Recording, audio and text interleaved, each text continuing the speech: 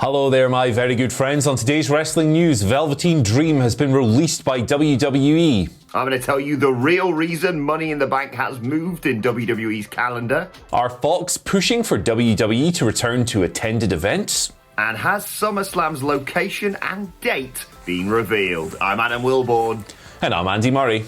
And this is the news. All right, so let's kick things off by talking about Velveteen Dream, who we spoke about recently, of course, being backstage at the Raw tapings. He has now been released by WWE. This news broke last night. PW Insider's Mike Johnson came through.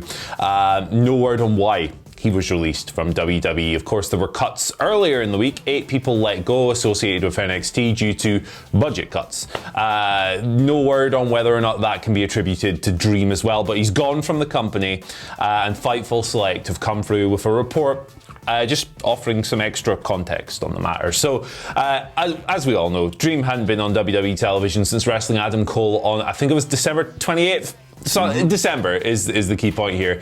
Wrestling Adam Cole on NXT. No sign of him at any shows, on camera and behind the scenes as well. Fightful notes that he hadn't necessarily been at a lot of NXT tapings recently. He had, however, been at some open ring sessions inside WWE, and this had led to concern, is the word that was used in the report here, that he was being kind of built up for some kind of coaching position within the company. It's noted that Canyon Seaman, who handles these kinds of things, talent development director, he sent out the email informing people about 4:45 p.m. that Dream had been cut and now he's gone. He has a 30-day non-compete clause with WWE, meaning that theoretically he is free to sign wherever he wants from the 19th of June. So Dream is a very complex case. We've spoken about the guy recently. His 2020 kind of says it all. Multiple allegations of sexual harassment involving minors. Loads of things emerged during that, right? Screenshots of and transcriptions of various DM exchanges, voice clips. There was a photograph, phone number, all kinds of things coming out during that. They started in April. They came back around in June as part of the Speaking Out movement. Disappeared from television for a while. This was attributed to an automobile accident by WWE. That was what was circulated after that. He came back to TV on a more sporadic schedule. We get to December and he's not on TV at all. So it's a really, really deep well with this guy. Once considered one of the most promising prospects, I think it's fair to say, in all of wrestling. I mean, if you think back to 2018, 2019, he was a charisma bomb. He was so young and promising and everything else. But look, they'd gotten to the point, and WWE investigated the matter internally, and Triple H's official word was we didn't find anything. Although the victims, the accusers, stated, well, at least one of them, that I wasn't contacted as part of this process. So, all kinds of things going on. I think at the end of the day with Dream, right, you're in a situation where there was no way ever, I don't think, time doesn't heal everything. And I think there was a situation where there was no chance that the public perception of the guy is ever going to turn around, given the severity of the allegations and the volume of evidence and everything else. He's done, I think, is the core thing here. Now, there's no, word that his release is related to all of this. There's no official word on what the reason for the release was, but I think a lot of us saw this coming for a long time. Yeah, I think it's fair to say this is less surprising than the releases earlier on this week. As you alluded to there, Andy, he was incredibly talented in the ring and a real prospect for WWE. But you just look at the response to this announcement on social media. Its position within WWE, within wrestling, is and was untenable, in my opinion. And definitely. I don't really want to talk any more about it. A, because it's very difficult to wrap your head around the whole situation, and B, because look, it is what it is now. It's happened, and it's for the best, in my opinion. And I don't want to get us into any trouble speculating any further. So we'll move on to talk about Money in the Bank. Of course, normally it goes down in June. It has switched. Well, not switched. It has moved to a month later. Hell in a Cell going down in June, on 20th June, in fact. And the latest report from Sports Illustrated's Justin Barrasso confirms what a lot of people actually, I think, assumed, and that is the fact that they've moved Money in the Bank because they want to be able to put it on in front of live crowds. Money in the Bank booked for the 18th of July, when everyone's been talking about, of course, there's that weekend where WWE are hoping to have fans in attendance. And as we guessed when they said it was going to be Hell in a Cell, Hell in a Cell does not lend itself well to crowds. Can't see bloody anything, and certainly not the first show back, even though obviously it's normally later on in the year. So presumably they've just switched it, moved to a few shows later. Extreme Rules will be later on in this year, you have to assume.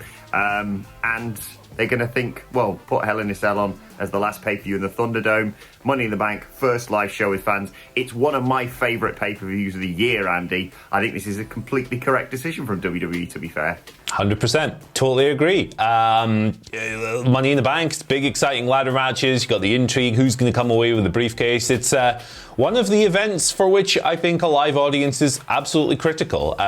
We had a little bit of fun last year, didn't we, with the WWE headquarters and the throwing him off the roof and everything else and all the wacky stuff that happened in that match. Brother Love in the bathroom, interesting. But yeah, let's get Money in the Bank back to what Money in the Bank is supposed to be. And yeah, like I said before, I'm in favour of them switching things up calendar-wise instead of just doing everything the same all the time.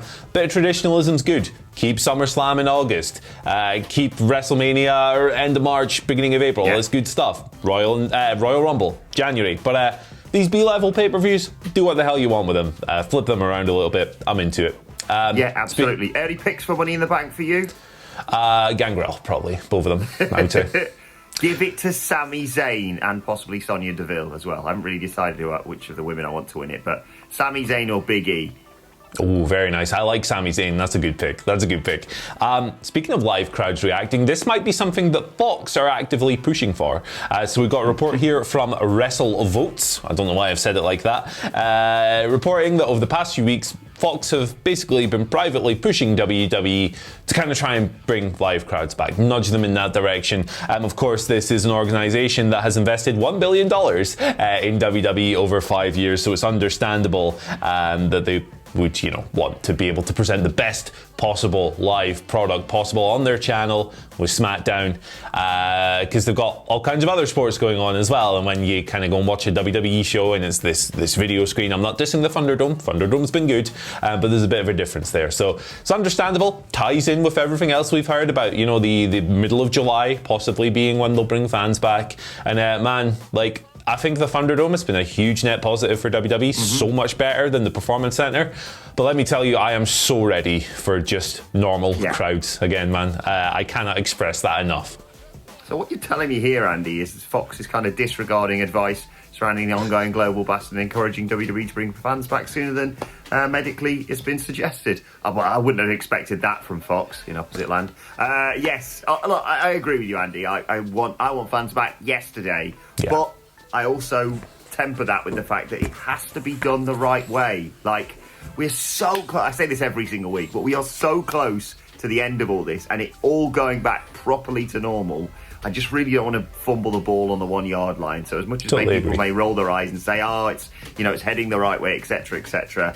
Look, let's just play it safe, and then you can have the 4th of July properly rather than like social distancing and elbow bumps and all that bollocks. Let's just please stay safe, wear a mask, observe all the social distancing rules for the time being, because a couple more weeks, a month or two here, and then it will all be back to normal. But yeah, I cannot wait to see fans back, even for bloody Stephanie McMahon's entrance, I've got to be honest. Right, let's talk a little bit about SummerSlam, which better bloody have fans this year. And it's looked like it's going to emanate from Las Vegas, Nevada. And I will... No, I won't be there. I'd love to be there, but I sincerely doubt we will be. As per Sports Illustrated, SummerSlam internally confirmed within WWE in the state of Nevada, with PW Insider off the back of that confirming that pretty much that's going to mean it's going to be Las Vegas as the host city. Now, WWE's usual go-to spots are the T-Mobile Arena and the MGM Grand Garden Arena, of course. But they could put it in a stadium outside. Outdoor venue for SummerSlam? Yes, please. That opens up the possibility of the Allegiant Stadium. 22nd of August is the date you need for your diary. Oh, I'm hoping for big things at SummerSlam, Andy. Yeah, one of the tentpole WWE events of the year. It'll be the first fingers crossed, the first big WWE event Yes. with a fully attended audience. Obviously, Money in the Bank is a big show, but it's not SummerSlam. It's not quite have that same level of intrigue for me personally. So yeah, really looking forward to it. Just echo your safety concerns from the previous news story we just covered, as we always do. But it's going to be so good to have a raging audience back for SummerSlam. I am pitching a tent in my trousers for this tent pole event. Right, let's move on to your Twitter questions. At WhatCulture WWE. There's a nice mental image for you on a Friday morning. At WhatCulture WWE. First question today comes from Matt Ryan, aka Aussie Dead, Legend. who says that which incarnation of any character you feel doesn't perhaps get as much love that you really enjoyed?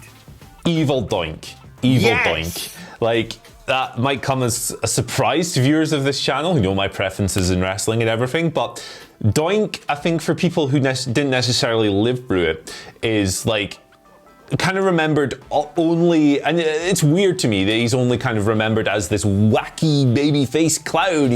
Look at him, he's so crazy.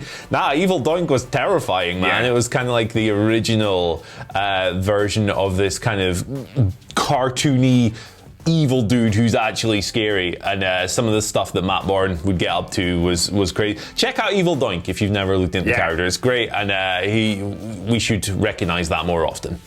I'm sort of cheating with mine because he did get a lot of love, just not from the company he was bloody working for. Bad News Barrett, man. He should have had a major title reign. And it's like he created this amazing gimmick. He had the thing, he had the hammer. I've got some bad news. Got it all over, and WWE were like, oh, I don't like the fact that you've got that over. And so they just binned it off. And I'm not sure if that was before or after the bare knuckle gimmick bollocks. Yeah, should have done so much more with him. Should have done so much more with my best friend Stu Bennett, aka Wade Barrett, on the whole. But if I'm not allowed to have him, 3 words: Pirate Paul Burchill. Second question today comes from Sean Acklin, who says, you hate to see anybody vacate a belt, but sadly, the show must go on. Would you rather see a former IWGP heavyweight champion take the world championship, or is there a worthy first-time champion to give the belt to? Yeah, the Will Ospreay situation is really horrendous. Hoping that the neck injury hopefully isn't, too severe, because those things are scary. IWGP title, usually in situations like this, and I've said this so many times before, I'm not usually in favor, right, of giving someone the, hey, you've been here 20 years, have the belt, you deserve this for your hard work. I think the title should be prestigious, and the person who holds it should be whoever's hot and a major draw and everything else, not necessarily who's worked hard for a long period of time. But this is not a normal time, particularly in Japan. They've had to shut down shows for a while. They're going to start back up and everything else. But the vaccine rollout in Japan hasn't been as effective as elsewhere, and there's all kinds of other stuff going on. It's not a normal era of New Japan. Let's give someone the gold watch. Let's give that belt to Big Tom Ishii, man. Yes! I'm biased. He's my favorite wrestler of all time, and he doesn't need to hold it for long. But I would probably shed tears of joy if we went down that route, at least for a month. Come on, man. Gedo. Do the thing, please. Yeah, come on. Give it to bloody Evil at the end of the day. Give it to him. Exactly. You're going to give it to Evil? Tom's right there. I'd love it. Yeah, I'd love Ishii. I think we had Ishii for WCPW. We did. I think he was the one I was security for. What was the point of that, lads?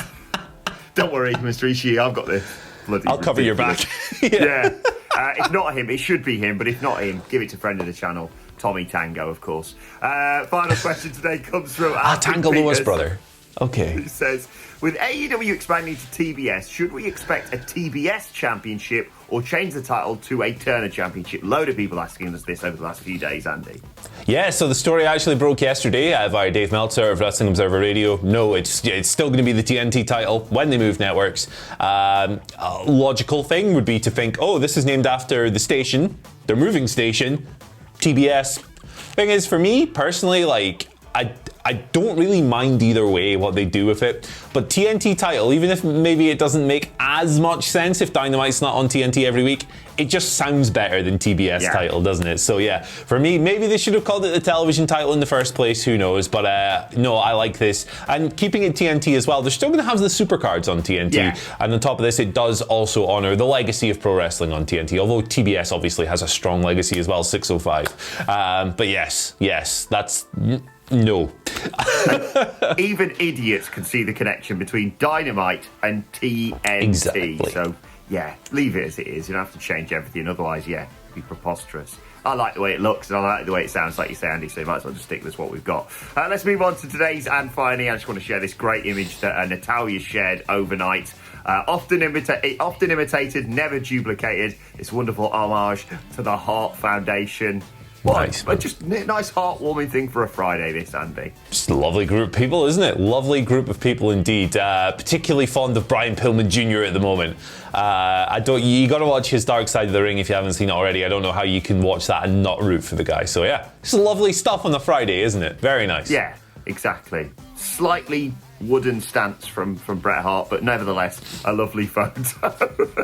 And also, how big is Tyson Kidd's arm? Jesus Christ, mate. I know you're carrying this company by booking all the good matches, but my word, fair play, mate. What are you going to do if you can't wrestle, man? Get swole. Hell yeah. Good for Tyson Kidd. He's looking great. He's looking great. Natalia is one lucky lady, my word. Right, let's know your thoughts on that and all today's news stories. Don't forget to like, share, and subscribe. And subscribe to What Culture Wrestling on either iTunes, Spotify, wherever you get your podcasts from, for daily wrestling podcasts. Got the SmackDown preview and, of course, Wrestle Culture with a bloody good quiz later on today. Plus, let us know your thoughts and Twitter questions on Twitter at WhatCultureWWE. Watch there, follow both of us. You can follow Andy Murray at...